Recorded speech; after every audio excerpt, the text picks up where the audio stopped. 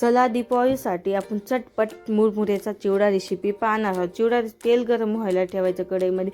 तेल चांगल्या प्रकारे गरम झालं की मखाने पापडी टाकून मखाने पापडी सर्व तळून घ्यायची।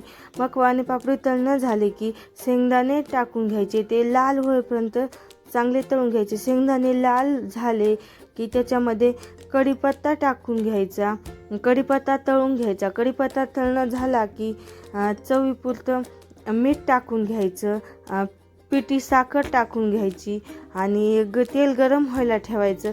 तेल गरम झालं की त्याच्यामध्ये मोहरी टाकायची, जिरे टाकायचे, मिरची टाकायची, लसूण टाकायचा आणि त्याला सर्वांना चांगल्या प्रकारे फ्राय करायचं। सर्व चांगल्या प्रकारे फ्राय झालं की त्याच्यामध्ये हळदी पावडर टाकायची, लाल तिखट टाकायचं, बेसिक मसाले टाकायचे।